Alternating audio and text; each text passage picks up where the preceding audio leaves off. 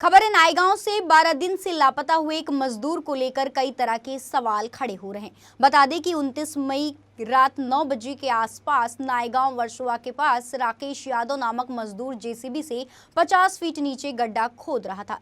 तभी अचानक लैंडस्लाइड आया और तब से यह मजदूर लापता है। मलबे में दबे होने की आशंका बताई जा रही है। वहीं एनडीआरएफ की टीम की तरफ से सर्च ऑपरेशन जारी है, लेकिन 12 दिन बीत जाने के बाद राकेश का अभी तक पता नहीं लग पाया है, जिसकी वजह से परिवार वालों का रो रो कर बुरा हाल है। वहीं पीड़ित परिवार ने एनडीआरएफ पर लापरवाही का आरोप लगाया है। इसके अलावा घटनास्थल पर एकनाथ शिंदे गुट के नेता संजय निरुपम ने भी पहुंचकर जायजा लिया। उन्होंने इस मामले में बयान देते हुए कहा कि यह लापरवाही का मामला है, इस पर शिकायत दर्ज होनी चाहिए। इसके अलावा उन्होंने पीड़ित परिवार को मुआवजा देने की भी मांग की है।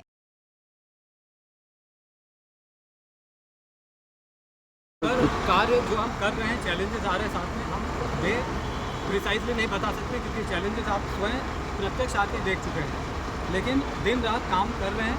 तो जब जल्दी से जल्दी हमारा प्रयास है। लेकिन परिवार का जो आरोप है कि जितना फास्ट काम होना चाहिए उस तरह के हो नहीं रहे, तो क्या एक्स्ट्रा टीम भी थोड़ा फास्ट करिए, बस ये गुजारिश। परिवारजन कल मुझसे पहली बार मिले थे और उनको, उनके पिताजी को उनको मैं लेके आया था और उनको प्रत्यक्ष लेके बताया, इनको बताया कि किस तरह से काम हो रहे हैं और वो सेटिस्फाइड थे, क्योंकि जो रफ्तार इस रिस्क को ध्यान में रखते हुए कर रहे हैं उसको हम सरपास करके एलएनटी के साथ कर रहे हैं। सर ये जानना चाहते, जब से यहाँ घटना हुई है, मुझसे पहले यहाँ पथक जो आई थी वो डे 1 पे जैसे पहुँची बिल्कुल उसी कंडीशन में रिस्क लेते हुए, और उन्होंने जितने भी वाइट स्पेसेस हैं उसको थरली सर्च किया।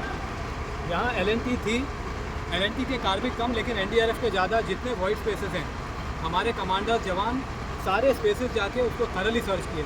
तो उसके बाद जब वाइट स्पेस ख़त्म हो गया तो इनको हमने बताया कि आप और जहाँ खन सकते हैं खन के स्पेस पर उसको जनरेट करिए, क्योंकि ये हैवी इंफ्रास्ट्रक्चर का काम हो रहा है और उसको ब्रीच करना इन्हीं के पास जो इक्विपमेंट्स है उसी के द्वारा होगा। इन्होंने फर्दर बालाजी कंस्ट्रक्शन को सॉलिसिट किया था, 2 दिन वो भी आए अपने यंत्र लेके, पर वो भी नाकाम रहे। इसके बाद एलएनटी ने फिर इनिशिएटिव लेके और उस दिन से उनके साथ मिलके बचाव और शोध कार्य चल रहा है। अभी तक वो जो ऑपरेटर और उसका जो मशीन था पोकलेन, वो अभी तक ट्रेस नहीं कर पाए हैं, लेकिन आप देख सकते हैं जो डे 1 पे जो हाइट थी और अभी जो डेप्थ है वो लगभग 25 फीट से ज़्यादा हो गया, और इतना हैवी कंक्रीट उसको ब्रीच करना और इतने चैलेंजेस के साथ आप देख रहे हैं बीच बीच में उसको सपोर्ट दे रहे हैं सिक्योरिटी एस्पेक्ट्स को ध्यान में रखते हुए। तो it is a time taking event और हम दिन रात यहाँ लगे हुए हैं। सर मेन सवाल तो ये है कि बारिश ने दस्तक दे दी, मान अगर बारिश हो जाती है कल बहुत ज़्यादा, तो आपने क्या उसके लिए विचार किया है? बारिश नहीं भी है तब भी पानी वहाँ जमा हो रही है। पहले बारिश होने के बाद और पानी जमा हो गया, बारिश होने के अलावा भी ज़मीन से पानी रिस रहा है। बारिश जब नहीं भी है तब भी पानी जमा हो रहा है, और अभी इन्होंने एडिशनल मशीन ये लाए हैं डी वाटरिंग पंप, तो वो कंटिन्यूसली उसको निकाल रहे हैं और मानव रहित 2 या 3 ग्रुप मशीन उसको नीचे ले जा रहे हैं और साइड में उसको तोड़ेंगे, जिससे कि यहाँ जो संभावना है उसको भी रूल आउट कर सके। अगर वहाँ ट्रेस होता है ऑपरेटर या मशीन, उसको हम शोधेंगे। टनल की खुदाई का काम चल रहा था, जिसमें राकेश यादव करके एक पोकलेन ऑपरेटर थे, वो मशीन के साथ अंदर घुस गए, अंदर गिर गए, और अभी तक पता नहीं कि उनकी क्या हालत है। लेकिन आज दुर्भाग्य की बात यह है कि 12 दिन हो गए और 12 दिन बाद भी अभी तक, हालांकि एनडीआरएफ भी काम कर रहा है और एलएनटी ने भी बहुत सारे जो प्राइवेट ऑपरेटर्स है तो उनकी मशीन लगाई है, फिर भी अभी तक राकेश यादव को हम पकड़ नहीं पाए, ला नहीं पाए, निकाल के नहीं ला पाए, शायद मशीन के अंदर गया हुआ है। यहाँ एमएमआरडी की तरफ से एक बड़ा टनल बनाने का काम चल रहा है, जिसका कॉन्ट्रैक्ट एलएनटी को दिया गया है।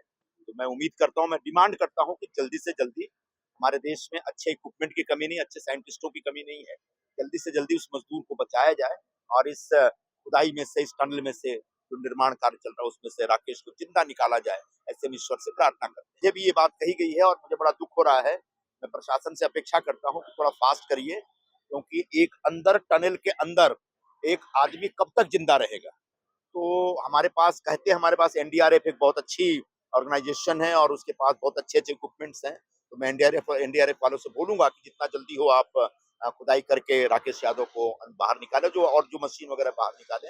निश्चित तौर पर मुख्यमंत्री जी को भी मैं इस विषय की ओर ध्यान उनका आकर्षित करूंगा, और मैं एलएनटी से डिमांड करूंगा कि राकेश यादव के परिवार, उनके बच्चे हैं, उनकी पत्नी है, उनके पिताजी हैं, उनके लिए जो आपके पास कॉम्पनसेशन का जो एक सिस्टम है, जो पॉलिसी है, उसके हिसाब से ज्यादा कंपनसेटरी अमाउंट उनको दें। जहां तक मेरी जानकारी है कि ये 1200 करोड़ रुपए का प्रोजेक्ट है। अब 1200 करोड़ रुपए का प्रोजेक्ट है तो इसका 1% इस प्रकार के मिसहैप के लिए, इस प्रकार की दुर्घटनाओं के लिए, अगर दुर्घटना में किसी को कुछ हो जाता है तो उसका 1% हिस्सा वो दे सकते हैं। मतलब 120 करोड़ रुपए एलएनटी के पास इस प्रोजेक्ट के लिए है, जो कि अगर कोई दुर्घटना घटती है तो उसका कॉम्पनसेशन देने के लिए। तो ऐसे में मैं उम्मीद करता हूं कि ज्यादा से ज्यादा रकम अपनी पॉलिसी के हिसाब से राकेश यादव के परिवार को दे, और तब तक इधर एक छानबीन का काम जारी रहे।